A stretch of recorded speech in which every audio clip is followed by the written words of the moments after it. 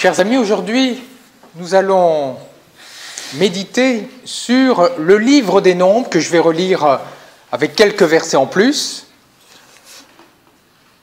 Le Seigneur parla à Moïse et dit : « Parle à Aaron et à ses fils, et tu leur diras : voici en quels termes vous bénirez les fils d'Israël. Que le Seigneur te bénisse et te garde. Que le Seigneur fasse briller sur toi son visage, qu'il te prenne en grâce. Que le Seigneur tourne vers toi son visage, qu'il t'apporte la paix. Ainsi, ils invoqueront mon nom sur les fils d'Israël, et moi, je les bénirai. » Et deuxième lecture qui est en rapport, que je lis, le psaume 67, que nous avons chanté tout à l'heure. « Que Dieu nous prenne en grâce et nous bénisse, que son visage s'illumine pour nous et ton chemin sera connu sur la terre, ton salut parmi toutes les nations. Que les peuples, Dieu, te rendent grâce, qu'ils te rendent grâce tous ensemble. Que les nations chantent leur joie, car tu gouvernes le monde avec justice. Tu gouvernes les peuples avec droiture, sur la terre tu conduis les nations. Que les peuples, Dieu, te rendent grâce, qu'ils te rendent grâce tous ensemble. La terre a donné son fruit, Dieu notre Dieu nous bénit, que Dieu nous bénisse, que la terre tout entière l'adore. » Chères sœurs et frères, nous avons l'habitude, en ce nouvel an, de nous souhaiter tous les vœux de santé, de santé, de bonheur. Eh bien, l'auteur du livre des Nombres nous souhaite une chose très utile pour cette année qui vient, la bénédiction du Seigneur.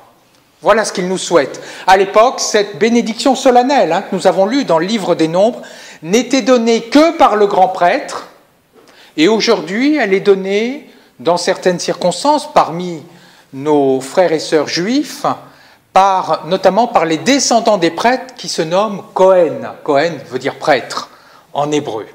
Donc, qu'est-ce que la bénédiction ? Et à qui s'adresse-t-elle ? À qui sont les promesses de la bénédiction ? Que le Seigneur te bénisse. Bénir, vous le savez, c'est dire du bien. Donc quand le Seigneur dit du bien de quelqu'un, ce qu'il dit se réalise. Que la lumière soit, nous dit la Genèse, et la lumière est. Que le bien soit, et le bien est. Alors qu'est-ce que souhaiter du bien pour Dieu ? Deux choses. D'abord, protéger du danger. Que le Seigneur te bénisse et te garde. Qu'il te garde, comme un berger garde ses brebis du danger des loups, du danger des ravisseurs, du danger des ravins, comme le dit si bien le psaume 23, comme une mère qui aime son enfant et dès qu'elle voit un danger, elle le protège. Par exemple, si un enfant veut traverser, qu'il y a des voitures, aussitôt sa mère qui est à côté le retient. Voilà ce qu'est pour nous Dieu, il nous protège des dangers. Mais ce n'est pas tout.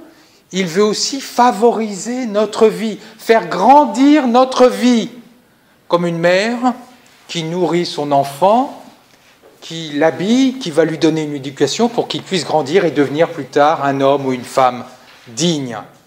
Le psaume que nous avons lu dit très bien que le Seigneur nous bénisse. Et après, il finit par « la terre a donné son fruit ». Voilà, le Seigneur bénit.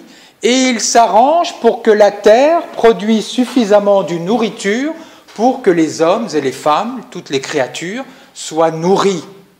Donc c'est vraiment une bénédiction opérative que la bénédiction du Seigneur. Ainsi donc, tout ce que nous avons, ce n'est pas tant la nature qui nous le donne. La nature n'est que le moyen que Dieu utilise pour donner tous ces bienfaits.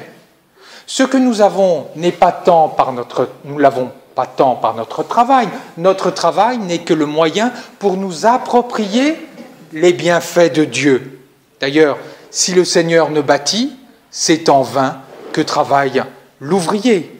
Ainsi, chères sœurs et frères, rendons grâce à Dieu pour tous les bienfaits que nous avons, le travail pour celles et ceux d'entre nous qui sommes dans la vie active, la santé, les enfants pour ceux qui en ont, la nourriture, oui, rendons grâce à Dieu. Tout cela, nous le devons à la main bienveillante du Seigneur.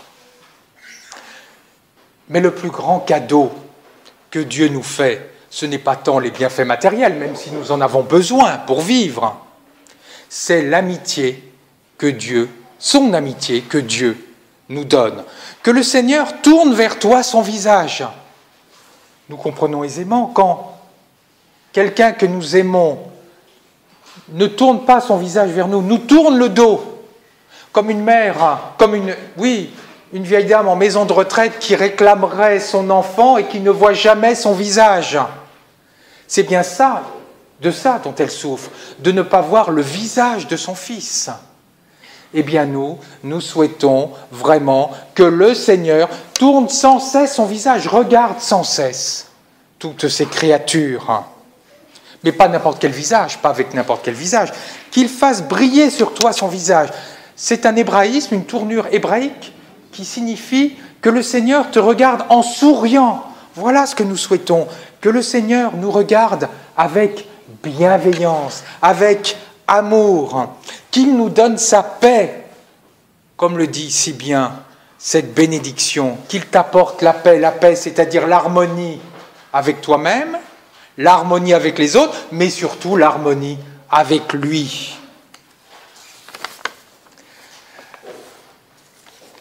Une remarque sur le mot hébreu bénédiction, bénir. Bénir se dit barar en hébreu. Et c'est de la même famille que le mot genou qui se dit berer. C'est exactement les mêmes consonnes. Or, que fait le genou?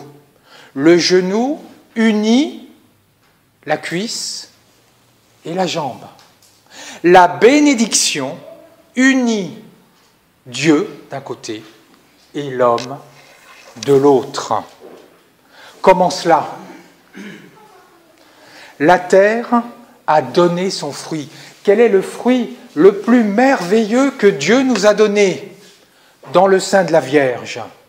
C'est Jésus. Jésus est celui qui nous montre le visage souriant de Dieu quand il s'occupe des plus faibles, quand il guérit les malades, quand il pardonne les pécheurs. Il montre ce visage souriant de Dieu.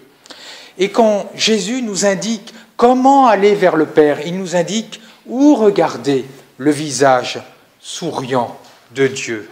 Chers sœurs et frères, grâce nous soit rendue pour ce fruit merveilleux qu'est Jésus, qui est comme ce genou qui nous unit, nous êtres humains, à Dieu.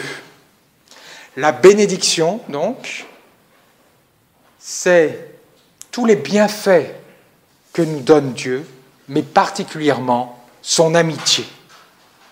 Qui concerne cette bénédiction? Qui en sont les bénéficiaires?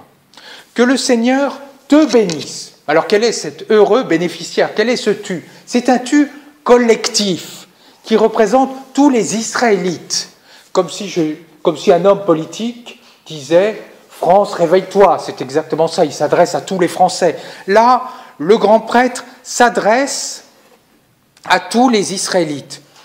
Mais en fait, ça ne concerne pas que les Israélites.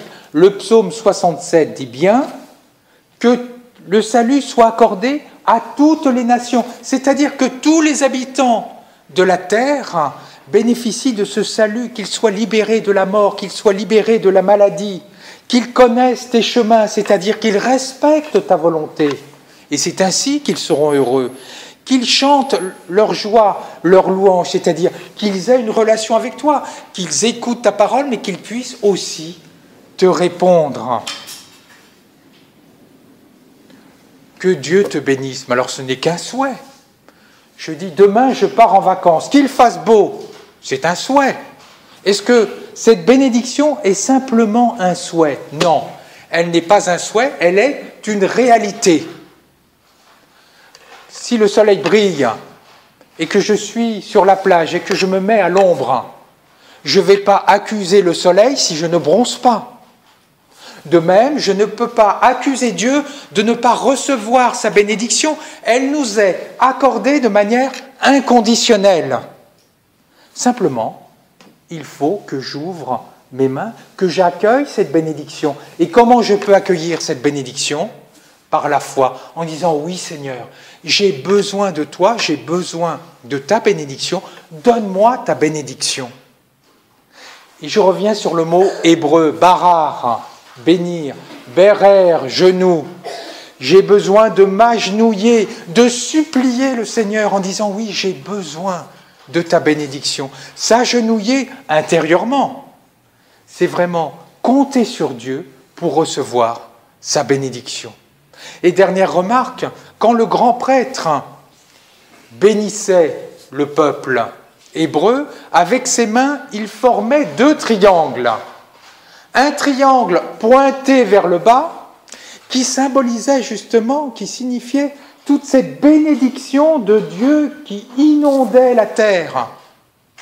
Et un autre triangle pointé vers le haut, qui signifiait que l'être humain devait être tendu vers Dieu pour recevoir cette bénédiction. Et c'est bien cela. Cette bénédiction nous est accordée de manière inconditionnelle, mais la foi, c'est comme si nous étions tendus vers Dieu pour recevoir cette bénédiction. Le Seigneur nous bénit toutes et tous. Simplement, c'est par la foi que nous recevons cette bénédiction. Pour conclure, je rappelle les 2 idées essentielles de ce très beau texte que nous avons lu de Nombre 6. 1. La bénédiction de Dieu se manifeste par tous ses bienfaits, mais particulièrement par l'amitié qu'il nous donne. Et deuxièmement, la bénédiction est accordée à toutes et à tous, à ceux qui, dans la foi, accueillent ce don de Dieu.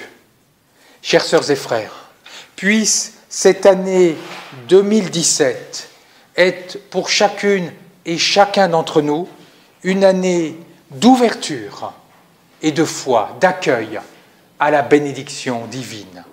Amen.